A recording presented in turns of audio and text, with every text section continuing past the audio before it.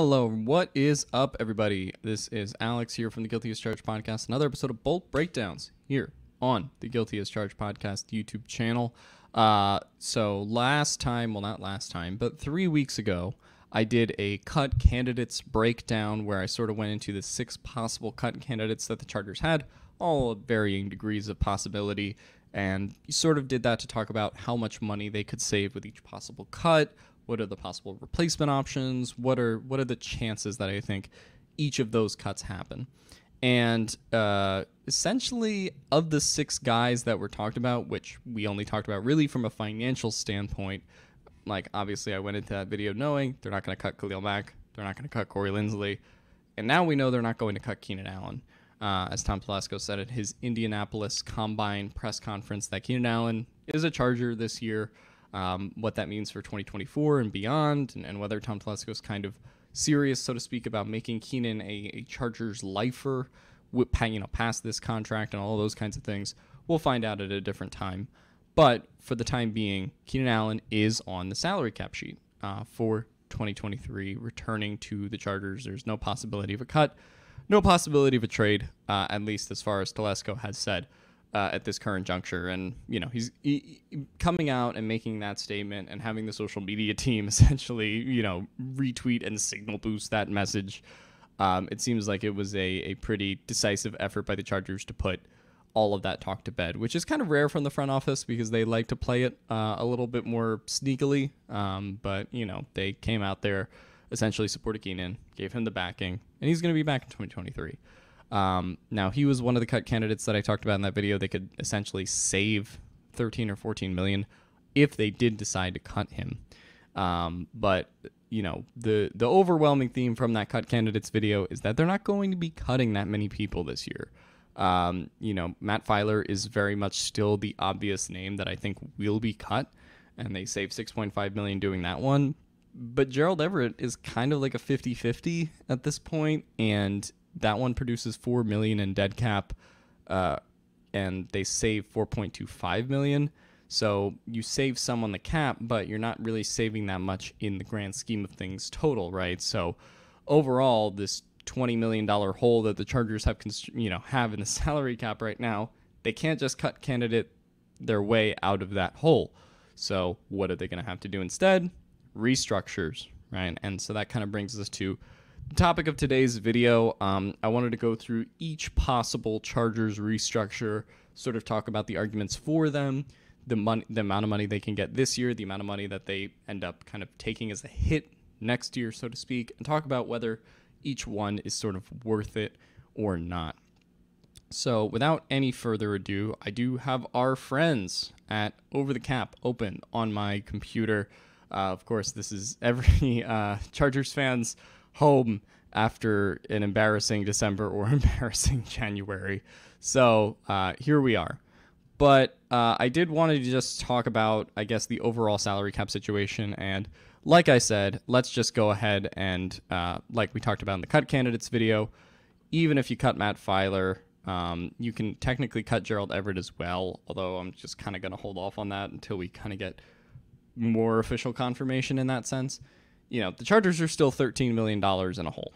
And overall, even if they included the Gerald Everett cut, that would bring them closer to $9 million, but also would produce $4 million in dead cap. So it kind of ends up breaking even, and they don't really end up saving that much money by cutting Gerald Everett. So this is essentially how I see their salary cap situation by the time that we start on March 15th. And Tom Telesco gets into all the restructures and all the things that he can do to then get, under the cap, so to speak. So let's talk about some of these moves. The biggest two that exist, and these are in Brad Spielberger's article. Brad Spielberger, great capologist, salary cap analyst over at PFF. He wrote this piece about 2 weeks ago and talked about all the moves that the Chargers can make to become salary cap compliant. He actually wrote this article about the 5 worst salary cap situations in the league and essentially how they can be remedied going into this free agency period. And so I thought it was worth talking about, essentially what the Chargers can do here. So, yeah, the two biggest numbers that you see over here are Joey Bosa and Khalil Mack. So I guess we'll start the conversation there with those two players. Joey Bosa, obviously kind of going into now, this is his third season, I believe, of his 5-year deal. I believe it's the last year of guaranteed money on his contract on a technical basis. But the Chargers clearly envisioned keeping Joey Bosa at least for the 2023 and 2024 seasons. That's also a move that they made when they made the Khalil Mack trade and gave up a second-round pick. Clearly, they imagined this duo together in Staley and Telesco's visions of this team. So considering you can kind of save the most money by in 2023 by restructuring both of these guys' deals, and you can take a lot of that base salary you see from Joey Bosa here and put it into the prorated bonus over here and sort of save that money in the short term and kick it to next year. I think that is very clearly the easiest way the Chargers escape salary cap hell. And because Khalil Mack is essentially heading into the last year of his deal in 2024, I think it's also a popular move to restructure both of them at the same time if you're keeping this edge rushing duo that you've already invested a lot into together for 2024. Now, for 2023 and 2024, I should say. Now, obviously, that puts a lot of pressure on both of those guys to perform, for Joey Bosa to stay healthy, because if they don't, then the Chargers have a pretty big salary cap problem in 2024, having to kind of essentially eat the salary cap hits on both of these players. But I still think there's a lot of institutional backing behind Joey Bosa, despite the injuries this year, despite some of the on-the-field / off-the-field stuff. And then with Khalil Mack, obviously, he came in and did what he was supposed to do last year, led the team in sacks for, having played 17 games. Wasn't an explosive Khalil Mack season, but again, much closer to what we saw as a player from 2021 and 2020 Khalil Mack than what we saw in 2022, where he obviously missed a lot of the season. So, I think the reason, again, why these restructure moves are popular for this edge rushing duo is essentially because what are the Chargers without Joey Bosa and Khalil Mack in the edge rushing room, right? They are in no way prepared to move on from either of them. So your best bet kind of at this point is to restructure both of them, save the money now, and figure out the rest later, right? And that is sort of the position the Chargers are in, because who's going to take over? Chris Rumpf? Yeah, okay. But let's go ahead and press the restructure buttons on both of these. As I'm about to, you see that straight up here, the Chargers save $15.2 million against the cap this year with Joey Bosa. So let's go ahead and hit that one. And now the Chargers, as you see, are $1.3 million in the black. So overall, their salary cap situation now much improved. What did that do to the 2024 cap? It brought it down a little bit, and Joey Bosa's cap number goes to $36.61 million. And essentially, it locks the Chargers into Joey Bosa in 2024. You kind of end up doing the same thing with Khalil Mack. Right now, the Chargers save $10.86 million against the cap this year with Khalil Mack. So let's go ahead and submit that restructure. And with Khalil Mack, it is a little bit different, I should say, because the Chargers can decide to do what is a partial restructure as opposed to a complete restructure. But essentially, the difference isn't that much. They can either essentially decide to save that $10.8 million against the cap, or they can save somewhere between $7.8 million and $8 million. So the cap hit is less bad next year, but the difference in salary cap hits next year is not that much.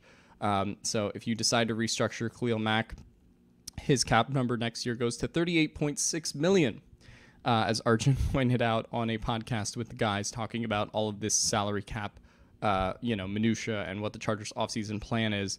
Overall, if the Chargers opted for less than the max restructure, then it would be about $35 million as a cap number. But as you can kind of see with all the money that we're playing with right now, there just isn't a lot of difference between $35 million and $38 million as a future cap hit for Khalil Mack at this point, right?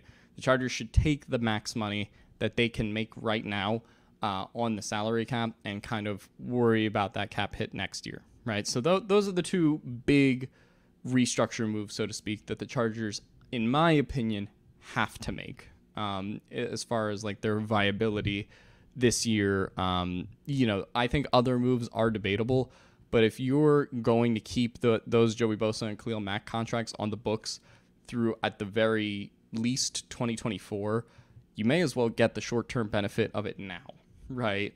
In this 2023 season for the Chargers, and then figure out what you're doing in 2024. And then, by 2025, when you have to extend Herbert, we'll talk about that down the road. But essentially, I do expect Tom Telesco. These are the two restructures that I just think are kind of no-brainers. Theoretically, I could see him only doing one, but they already restructured Khalil Mack last year. I think they kind of end up doing it again if they're already convinced that they're going to keep him in 2024 anyway. And with Joey Bosa's contract, specifically that there's not a whole lot of guaranteed money left on it now, and they're, essentially comfortable keeping him at least through year 4 of that 5-year deal.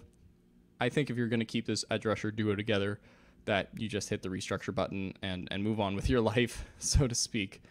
So overall, that brings the Chargers cap situation now to $12.199 million in the black, so to speak. So that is the salary cap space that they have created. Did I submit the Matt Filer cut? I did not. No, I did. Never mind. Sorry. So yeah, the Matt Filer cut is submitted. So as you see, with the Matt Filer cut and those two moves, the Chargers have now gotten into $12 million under the cap, so to speak. So they've created some ability to maneuver for themselves. Now I kind of want to get into what are the more debatable restructures that the Chargers can do, and show you the essentially how each one would work and whether or not it makes sense.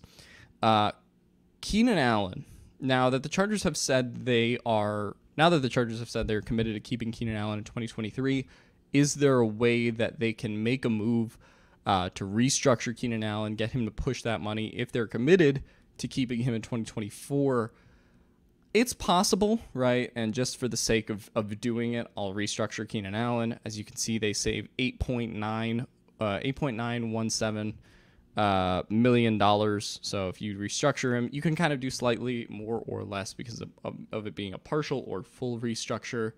But as you can see, that brings us $8.9 million more under the cap, and now the Chargers have $21 million in cap space to work with. I'm going to hit undo on that one, though, because I don't think that the Chargers end up restructuring Keenan Allen personally. I think that they may find another way, whether it's this offseason, probably next offseason more likely, in the vein of what people have talked about with an Austin Eckler extension. I think they could extend Keenan Allen in 2024 if Tom Telesco and the organization are as serious about him being a Chargers lifer as they appear to be, at least as far as what they've demonstrated this offseason in particular. It's possible that they could choose to restructure him as well, but I think that they might opt for more of the extension option as to not make that Keenan cap hit in 2024 as high as the Khalil Mack and Joey Bosa contracts that they're already going to be paying, right? Because, again, yeah, like you can restructure Keenan Allen as we'll go ahead and do here, but now we're kind of at the point where we're borrowing a lot of money from 2024, and Keenan's cap hit, which was already pretty big at around $27 million, is now $34 million in 2024. So the money kind of becomes intense. And, with Keenan Allen and Khalil Mack in particular, those contracts that have 1 year left on his deal, you can't hit the restructure button again, right? Because they're going to become expiring contracts unless you choose to extend them. I think it's a little bit more likely in the grand scheme of things that Keenan Allen could be extended with some form of void years than it is that Khalil Mack gets extended. Overall, I think that they intend on keeping that edge duo together for 2 years and then figure out what they're kind of doing in 2025. But Keenan is someone who could be here for longer than that if, again, they are serious about making him a Chargers lifer. I'm going to opt personally against that restructure in this cap, game that I'm playing here, simply because I think that they'll find another way that isn't a restructure. Probably not this year, but when we start getting into the 2024 offseason, I think they'll make the decision about what to do with Keenan Allen and keeping him a Charger at that time. And Steven and Tyler sort of already talked about some of the options on the podcast this week. Let's get into some more possible restructures. I'll save the J.C. Jackson one for last. Let's talk about Corey Linsley. Corey Linsley is, again, he is in a position where he already has gotten all of his guaranteed money. So I want to talk about that really quickly. But Corey Linsley, effectively, his contract was really front-loaded with that $13 million guaranteed that he was given on that $47 million contract. Or it was a, $62.5 million contract. $47 million in base salary, $13 in prorated bonus, $2.5 million in roster bonus. He got $13 million guaranteed in those first 2 years. So now the reason that I mentioned him as a cut candidate in that video a couple weeks ago, the Chargers can technically cut him and save money. Now they're not going to do that because they have a Pro Bowl top 5 center player, right? But technically they can move on from Corey Linsley. And the discussion really around Corey Linsley in this aspect is going to be the situation with, I think, his knee and the tendonitis issue. He is 32 years old, right? So if you restructure Corey Linsley in 2023, remember that you're effectively locking him into 2024, which is something that I don't think the Chargers are opposed to doing. If Corey Linsley gives them the level of play that he has already demonstrated in the first 2 years of his contract, where he's played like a top 5 center in the NFL, and clearly they've built that offensive line around him, and we've seen the difference of that lineup when Corey Linsley's there and when Corey Linsley's not there, and it is not pretty.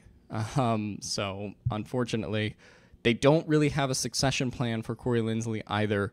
This is something that maybe they approach this year in the draft and kind of do what the Eagles are trying to do with Cam Jurgens and Jason Kelce, which is to say just draft a guy who's kind of like waiting in the wings to take over potentially for Corey Linsley at some point. But right now they have nobody on the roster who's in that position. And Corey Linsley, yeah, he's a little bit older, but I'm surprised more people aren't talking about a potential Corey Linsley restructure simply because it's pretty clear to me at this point, especially because he has no guaranteed money left on that deal, that I think the Chargers would keep him the next 2 years, right? Obviously, going into his age 34 season in 2024, or age 33 season, so to speak, in 2024 could be a little bit difficult. Actually, no, that would be his age 34 season. He would be 34 then in 2025.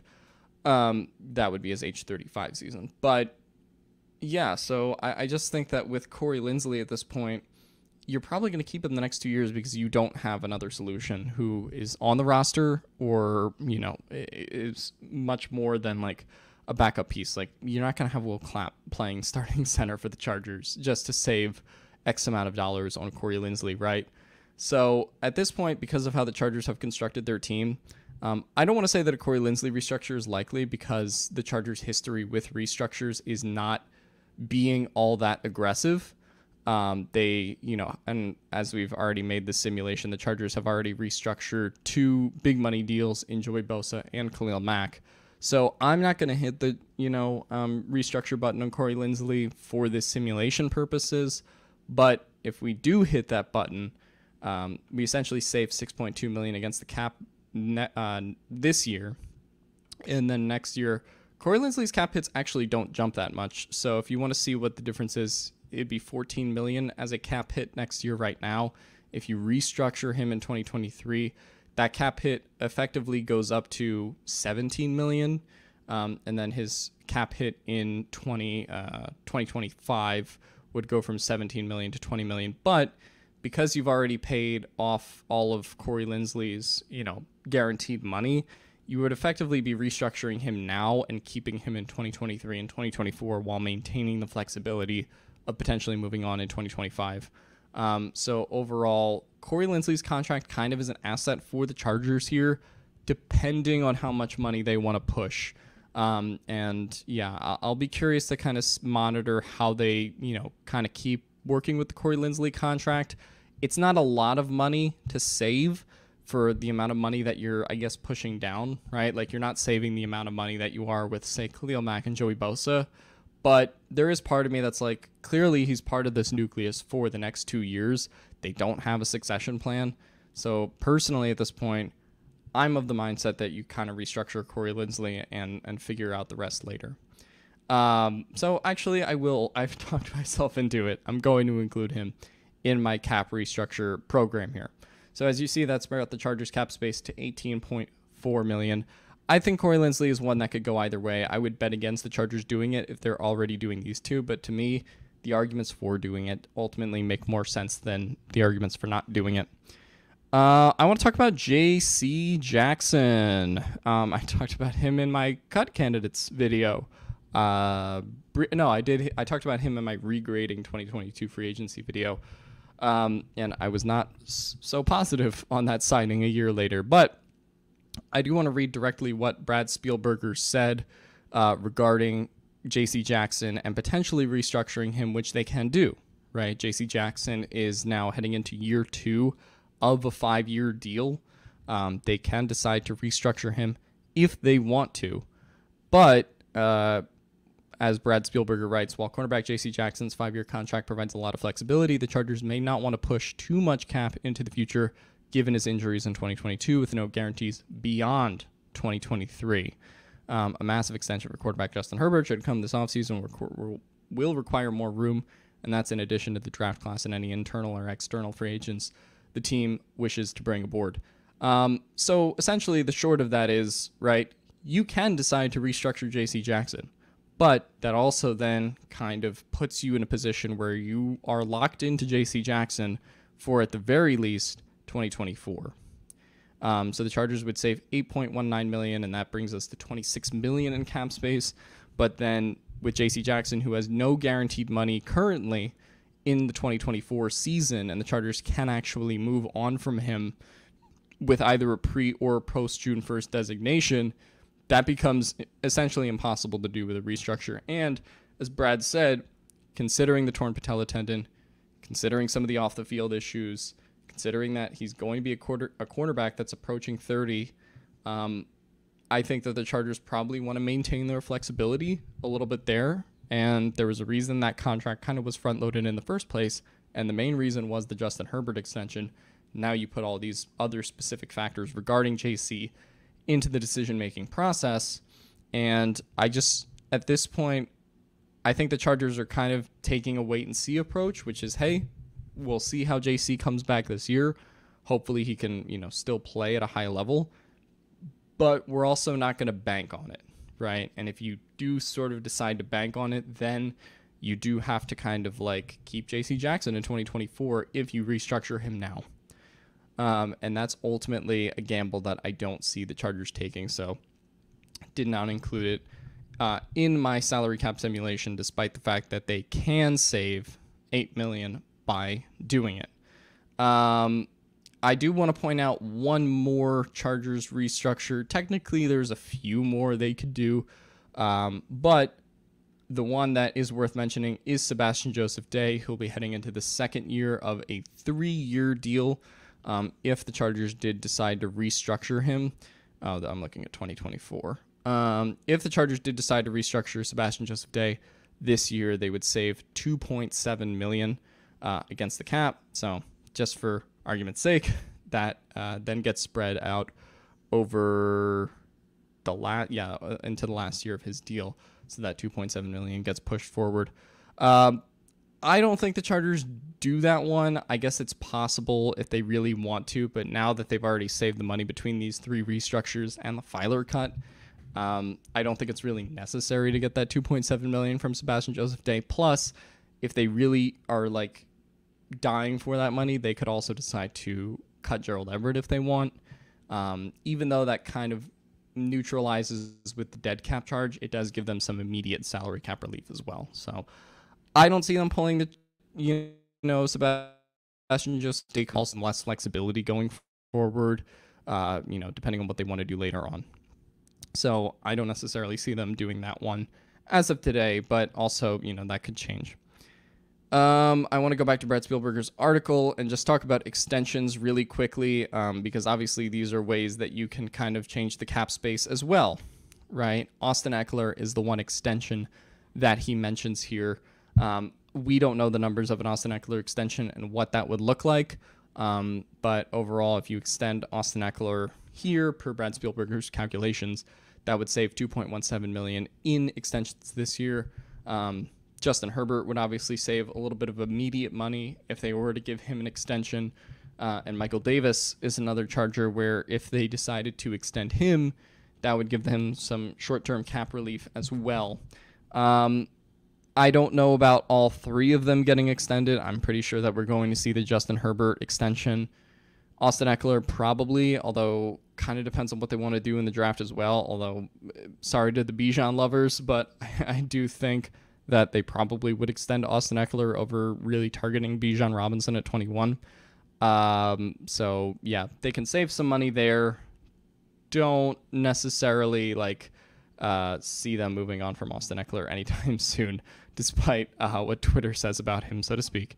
So I do think an Austin Eckler extension and Justin Herbert extensions are pretty likely. Michael Davis could kind of take it or leave it. I mean, I think they personally should extend him, but I don't know if we know enough to say that he's essentially in their free agency plans at this point. But, if you kind of look at the final tally of what we did here, we got the Chargers to $18 million in cap space between 3 restructures and the Matt Filer cut. You can kind of argue, in favor of more cap restructures and more moves that the Chargers could do that we already talked about in this video. But obviously there's pros and cons to pushing money down the road. And I don't know if you want to experience the ramifications of going full Saints. So I think this situation, this simulation that we've done is a little bit of a middle of the road solution, so to speak. And then, obviously there are little variables that you can change here and there. You can cut Gerald Everett. You can keep Gerald Everett. You can extend Austin Eckler. You can not extend Austin Eckler. You can kind of keep doing these moves and changing the system. If you really believe in J.C. Jackson, you can restructure him, but don't think they're going to do that. Technically, they can restructure Keenan Allen, right? So obviously you can kind of create your own simulations and play with over the cap if you want, because we have 10 more days till none of this means anything and the Chargers actually start making moves, because that's the offseason. But let me know what you guys think down in the comments below. What are the restructures and moves you want this team to make this offseason before the draft? Let me know down in the comments below. And as always, bolt up.